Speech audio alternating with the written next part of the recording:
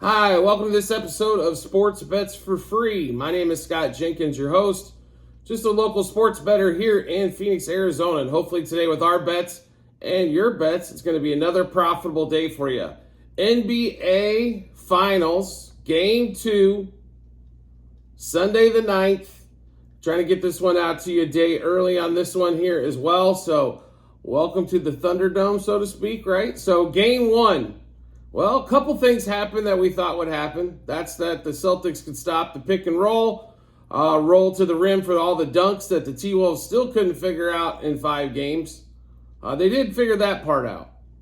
So that one did happen. They can switch a little bit better. The one thing I didn't think would happen was Dallas shoot as poorly as they did from behind the arc and bunnies around the rim. You normally don't see Kyrie shoot 30% in a game, especially with all the shots that he had near the bucket. Normally, Kyrie's one of the best finishers in the game, as well as one of the best handles. But for his size, at his size, he's definitely the best finisher in the game. Now, there's guys that are a little bit bigger that finish maybe a little bit better, Zion. But at Kyrie's size, there's nobody better in the league that actually finishes. A lot of guys can get to the rim. The question is can you put it in the bucket? Especially when the refs have been swallowing whistles basically since the All-Star break. You know, everybody was getting fouled so much earlier and point totals were way through the roof. Now with not as many fouls called unless you absolutely bludgeon somebody. You know, it's hard to finish around the rim. And you're seeing it. And you saw it at the end of the regular season. We've seen it all playoffs long. If you're going there expecting the foul, you're not getting it. So that was a little shocking to say the least, Game 1. Also, Luka played fantastic on that one. Tatum and Brown didn't shoot a ton. That one was kind of, I think the Celtics are the best when that happens. And the Celtics shot fantastic from 3.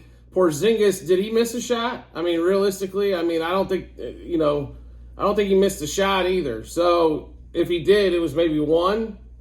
One surprising thing, Derek White didn't have a block. Derek White played some pretty good defense. Drew Holiday facilitated quite a bit, played some great D. Horford had a few points. One other surprise, Peyton Pritchard went 0 for 7.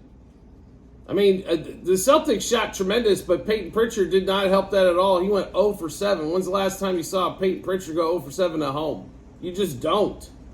So some pretty interesting things, like I said, in Game 1. So Game 1 kind of reminded me of the first game of the Clippers and the Mavs series, where the Clippers were smoking hot in the first half, which Boston was as well. Got a big lead, and Dallas made a comeback there in the third period, got it down to 8. Then a stretch there where they couldn't buy a bucket. I mean, it's what we kind of thought in this series was whoever 3-point percentage-wise, if they both put up somewhat equal shots from 3, whoever shoots the 3 better is going to win this series. Now, the other amazing thing is that Dallas didn't take a lot of 3s. I think they took 18 less 3s than the Celtics did. That's probably not going to work to win this series. So if somebody shoots 36, 38% from 3 and throws up 40 to 50 of them, that's probably going to be your winner. This is what this is really boiling down to on this one here. Also, the assist totals. I know Boston's good at holding assists down because they don't allow you to kind of wing the ball around, the top of the 3-point line. But like Luka had 1 assist. When's the last time you saw Luka with only 1 assist? I think Luka's really going to have to realize here it's either pass it early or he's going to have to just go create, and he's going to have to go off for 40 plus. Kyrie's going to have to do the same thing. Now, the other guys like P.J. Washington, Derek Jones, those guys, Gafford, Derek Lively, those guys they're going to have to just when they get some shots and get putbacks and go to the glass is what they're really going to have to do. It's going to have to be, I think Kyrie and Luka are going to have to score 60, 70 plus almost every game in order to win. Just the way it kind of looks so far. Now, things can change, obviously. Like I said, I don't know if the Celtics could shoot any better in the first half. Now, I know that shooting percentage came down because the bench got cold, in the fourth quarter as well, and they couldn't make anything. So that shooting percentage came way down for them. But, they were smoking hot. They were like 50% from 3 in the first half. It was just incredible. Porzingis was blocking shots all over the place. I don't expect to see a lot of that in game 2. Now, we expect the shooting. We expect Dallas to shoot better, Boston to shoot worse, basically, in game 2. The line did go up. It was touching 7.5. And then people like ourselves beat that back down. Now it's back down to 7. But it was 6.5 basically went off in game 1. Total basically was about where it was game 1 until it went crazy before game time as everybody fell in love with the overs again. We thought it was going to be an over game 2, but when Dallas shoots that poorly, and then in the fourth quarter, it was kind of like nobody could score, especially once they waved the white flag on both sides, that the game was basically over. Then nobody could score bench-wise either, so it kind of really hurt the total there on that one as well. So, I mean, it was pacing well above 220-ish for first, 2.5 quarters or so. So just keep that in mind as well on the total here. I mean, you want to try to get ahead of the number if you can, but we'll give you the total line right now is Celtics -7, basically 214.5 at most books. Like I said, if you wait till Sunday right before the game, I don't know if the number of 7 is going to move, but I guarantee you that total is. And this one, it might go down, so if you're looking for the over here, we're not going to play on the total side, but definitely like we definitely like the Mavs in this one. The Celtics normally, they have a better record on the road in the playoffs than they do at home because they have a tendency to shoot themselves in the foot per game. I think you're going to see a lot better game out of Luka and Kyrie, especially on the Kyrie side, and that's where we're putting a lot of our money as well. Luka's point prop at 31.5 is just getting a little bit out of control a little bit. I mean, there's just not, his ceiling's going to be, 40 probably? So, in his, low side, he's probably 26. So, there's other ways to look for Luka without having to get the point prop in there, but at 31.5. Like his rebounding prop over 9.5, I think it's a good value. So, let's give you the bets that we've got for this game. So, game 2, like I said, so we took the Mavs plus 2.5 for the first quarter, plus 4.5 for the first half, plus 7.5 for the game.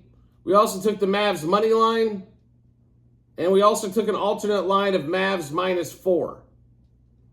And like I said, Kyrie's going to have to I think he's going to have a much better shooting night. I can't see him going 2 games in a row shooting 30%. So Kyrie over 22.5 points. Kyrie 25 plus points. Kyrie 30 plus points. Kyrie 3 plus threes. Kyrie 4 plus threes.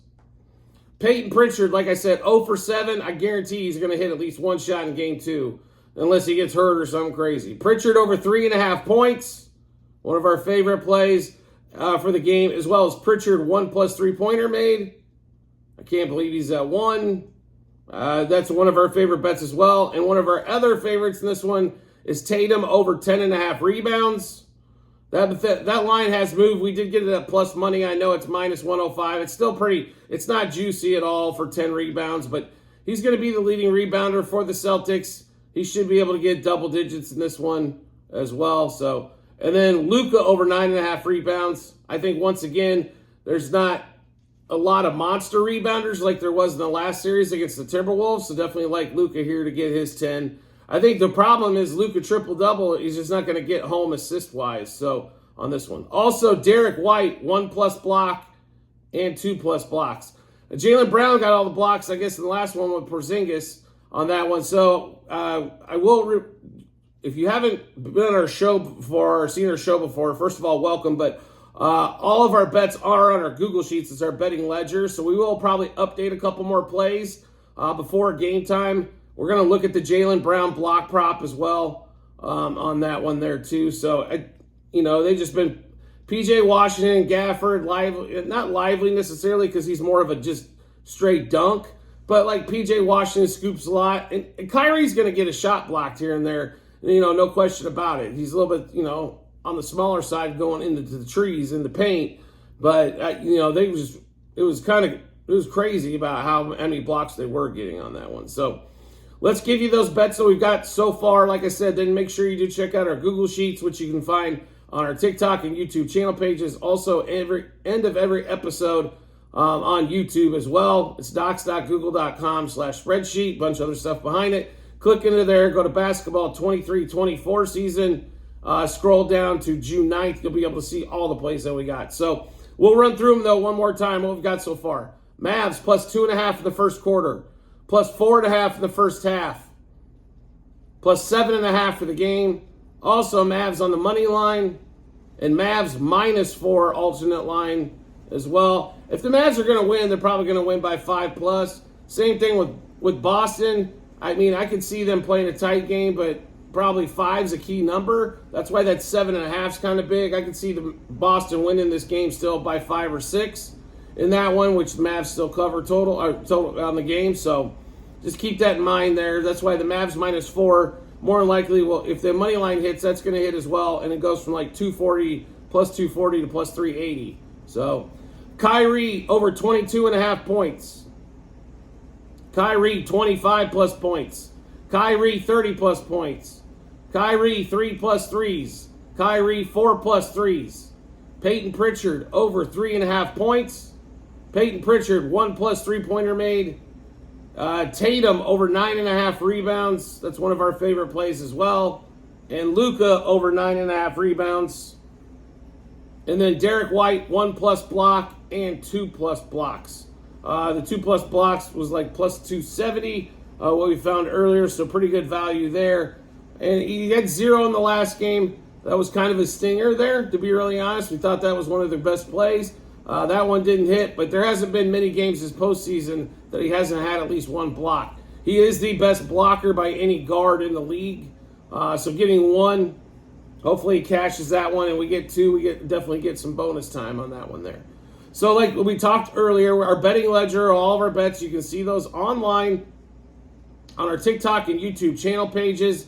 Also at the end of every episode on YouTube, it's docs.google.com/spreadsheet. If you want to see these basketball picks, basketball 23-24 season, scroll down to June 9th.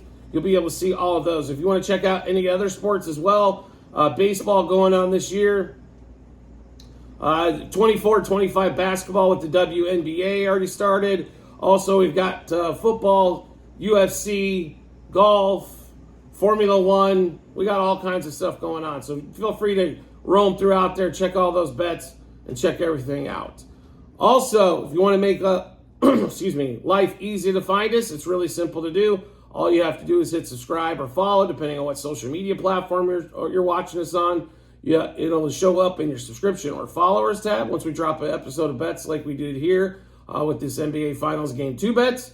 And if you want to make life even easier to find us, that's really simple to do as well. All you have to do is turn on your notifications for whatever social media platform you're watching us on. You'll get a notification to your phone or device to let you know Sports Bets for Free has dropped a new episode of bets.